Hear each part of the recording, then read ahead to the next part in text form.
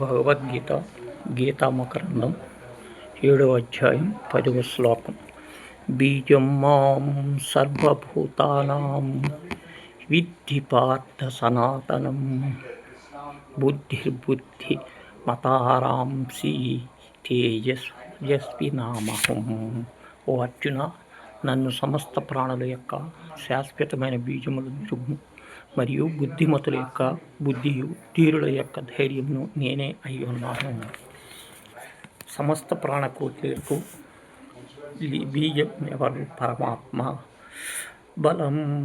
బలవతాం చాహం కామరాగ వివర్జితం ధర్మావిరుద్ధో భూతేషు కామేషు భరతవర్ష. భరతకుల శ్రేష్ఠుడు ఓ అర్జున, నేను బలవంతుల యొక్క ఆశ, అనురాగములను, బలములను, ప్రాణములను, ధర్మములను వ్యతిరేకంగా కోరికల అయి ఉన్నాను.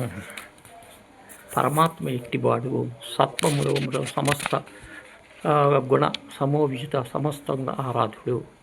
త్రివర్ణర్గ మమయ్యార్భ పైరేభిస్పరమితం జగతం మోహితం నాభిజానాతి మాఘభ్య పరమస్య బ్రహ్మం. 3 విధముల సత్వ రజస్త గుణముల యొక్క వికారములకు స్వభావముల చేత ఈ ప్రపంచము మోహము భావింపబడి గుణముల కంటే వేరే నాశనరహితుడై తెలుసుకొని ఉన్నాడు. పరమాత్ముడు ఎట్టివాడు? అవ్యుడు, నాశరహితుడు. అతడెవరు? ఎచ్చట కాదు, త్రిగుణ రహితుడు. దేవీ హ్యేష్య గుణమయీ మమ మాయా దుర్యత్య మాఘవేయో ప్రబధ్య మాయామేతం తు నిత్యతే. ఏలానగా దైవ సంబంధమైనదియు త్రిగుణాత్మకమైనదియు నా యొక్క మాయ నా ధాటుకుడు కష్టసాధ్యమైనది.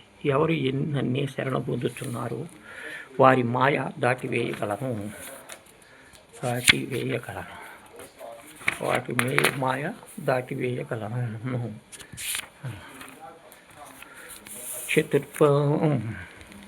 ఓం దుష్కృతి మూఢ ప్రవచ్చ నరాధయ మాయా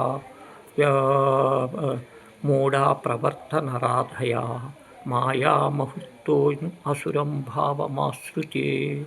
పాపము చేయువాడును, మూడులను మాయచే అపహరించబడి జ్ఞానము కలవారును, రాక్షస స్వభావము ఆశ్రయించువారును మనుజాతములు కన్ను పట్టుతున్నవి.